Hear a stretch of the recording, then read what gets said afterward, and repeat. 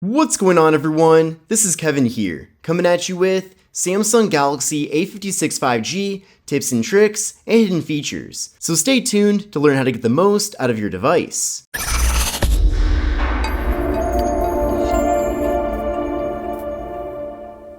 So this is the Samsung Galaxy A56 5G, and this phone is quickly becoming one of my favorite mid-range smartphones because despite it actually being very affordable, this phone is packed full of a bunch of different features. Now the first thing I want to show you on this device is how to customize the lock screen. So by default, the lock screen is pretty good. We are getting some information here, such as the time and then also the date. But to customize this, all you have to do is just hold down, put in your fingerprint, and then from there, there's a bunch of different ways you can customize the look of it. So the first thing you can do is actually tap on the time, and then from there, you can choose different fonts. So I can make it bolder, I can just change the general look of the font. So lots of different ways to customize this. You can even go down here to those dots, and then from there, you can download different fonts. So your options really are limitless.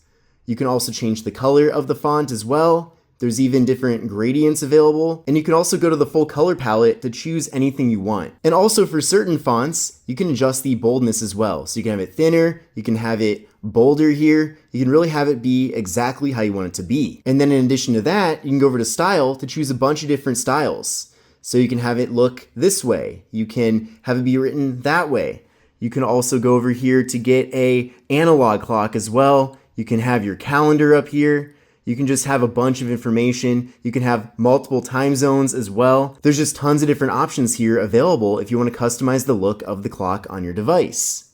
You can also add weather information. So you can see right now it is very hot outside.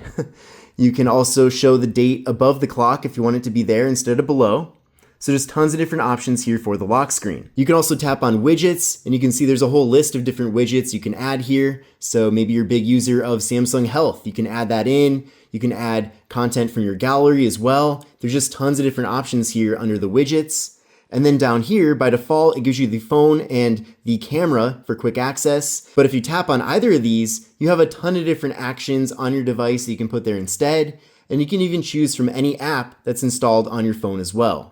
So maybe you're constantly using Instagram, you can then put Instagram there instead of the phone app, and then same thing for where the camera app is. You can pick from a bunch of different apps to put there as well. So that's really nice that you can customize those. There's also an option, and this is sometimes good, sometimes it's not, it's called Suggest. So if you go there, it's actually gonna generate different suggestions for different looks of your lock screen. Now this looks a little bit strange for me because the wallpaper that I was using was actually a wallpaper generated by Gemini, and that wallpaper is actually of a phone. So I actually just cropped in on that. So you can see in this example, it looks a little bit strange there. So I'm not sure if this one will really help you too much, but it is worth a try, and you might not know that it's even there. You can also go over to frame. So for frame, you can further adjust this. So same thing, you can see that my original wallpaper looks a little strange in this situation because it does crop it out a little bit, but you can choose different shapes to go with that. And then from there, the outside wallpaper will simply be a gradient based on your main wallpaper. You can also pick different colors as well for that outside area. So lots of different options there too. And then finally under effect, there are different effects available here. So that was actually the original. I already added a blur effect, which I think looks really good, especially for phone wallpapers. But you can grayscale it. You can also pick different colors to overlay. And then finally, there is a dark mode available as well. Now this really depends on certain use cases, but if there is an application on the device that you want to keep on the phone, but you do want it to be hidden, you actually do have the ability to hide apps here with the Galaxy A56 5G. So all you have to do is hold down on the wallpaper, then from there go to settings, and then from there go down to where it says hide apps, go here, and then now you can pick any app on your device and completely hide it. So for example, maybe I want to hide Facebook.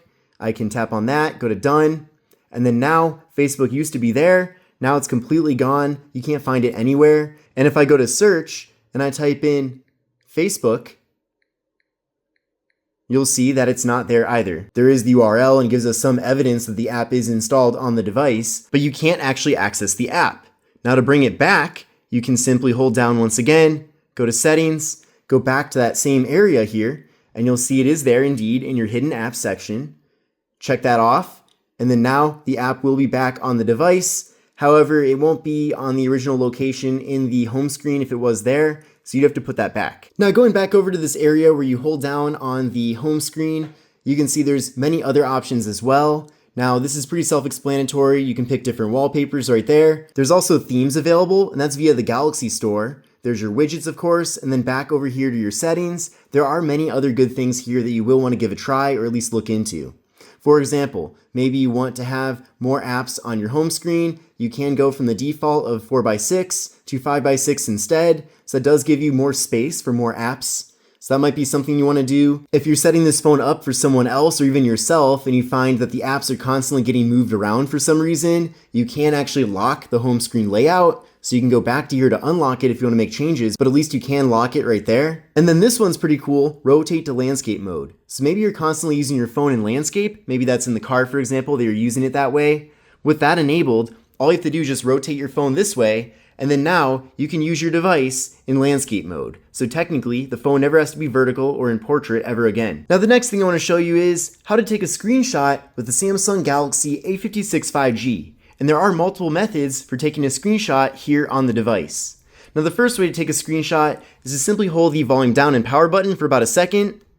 Then from there, it takes the screenshot, and then from there you can edit it or share it. Now the next way to take a screenshot is using this feature called palm swipe to capture. Now I do find this one to be a bit awkward to use, but just swipe over, and then it takes the screenshot. Now it did actually take me like 20 attempts to do that, but that is an option. And then finally, you might have noticed this little notch on the side, but it's called the edge panel. If you swipe over on that, you'll see an option up here called AI Select. If you tap on that, then from there, you can simply draw a shape.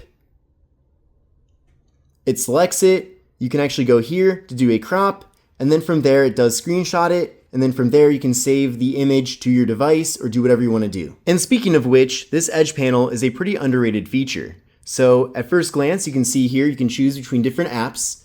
You can also go down here to the corner, and from there you can pick any app on your device, and you can access this from anywhere throughout the operating system because the edge panel will always be there. But swiping back over to there, there's also this pen icon. If you go there, you can further customize this, so you can put whatever you want in the edge panel, which is definitely really nice. You can also go up here, and then from there you can further customize, for example, if you want the AI Select to be there, or to access an app if you want to touch and hold, or just tap on the app. You can also have your recent apps be up there instead. So we'll give this a try right now though. So I'm going to swipe over, I'm going to grab the clock app, and then what's interesting is I can have it be a 50-50, so I can open it in split view, or from the middle, I can drop it there, and it's basically a floating application. So I can also resize that too, which is pretty nice. And you can see I can do anything else on the phone that I want to with this app above, up front here. I can tap up there as well, and I can further expand that to take over the entire phone.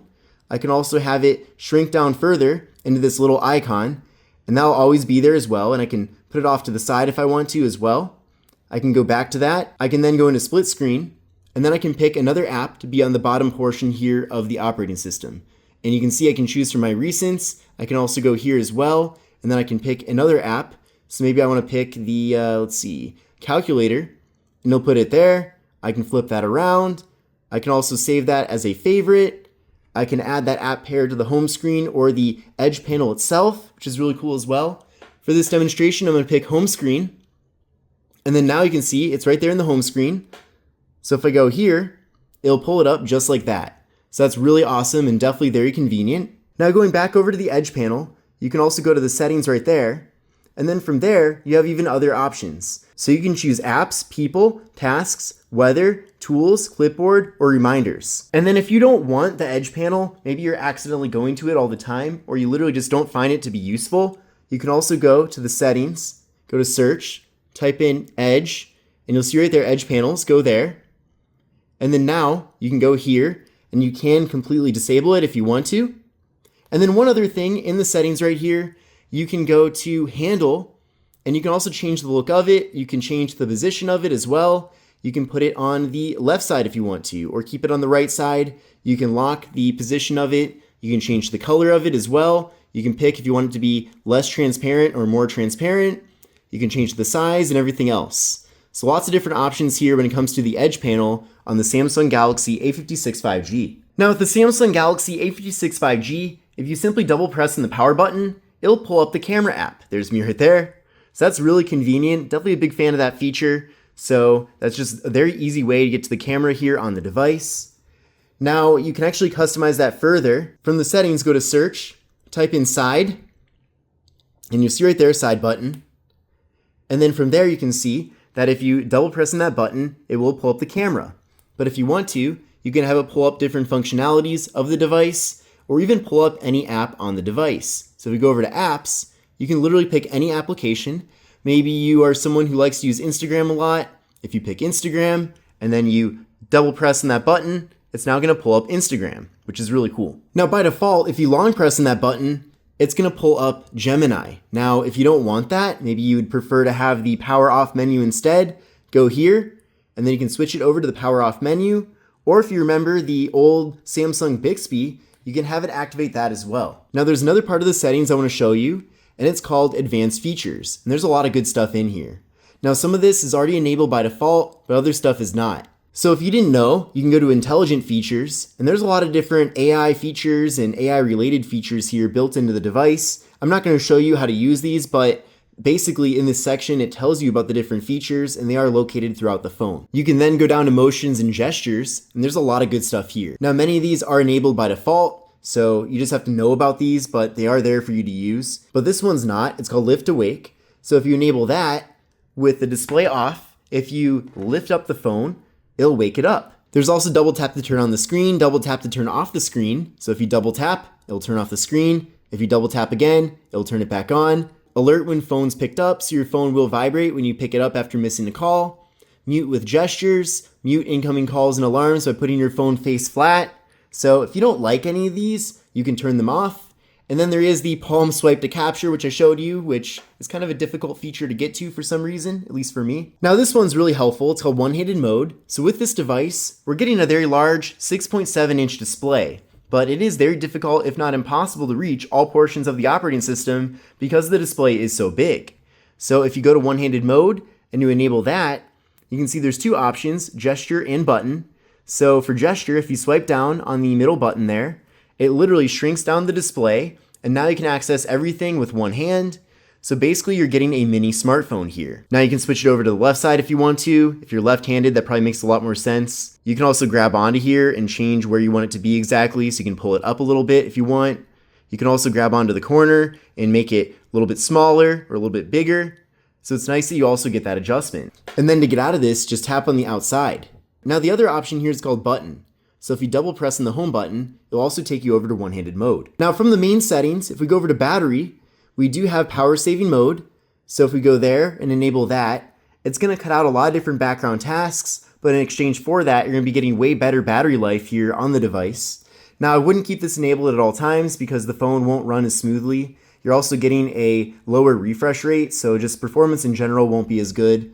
But you can see from there, these are the different things it does. So for example, you're getting dark mode enabled, you have always on display off, so different things like that. Now you can pick and choose which of these you want to be enabled when power saving's on, so that's also really nice as well. And then back here to the main settings area, if you go to display, there's some good options here as well.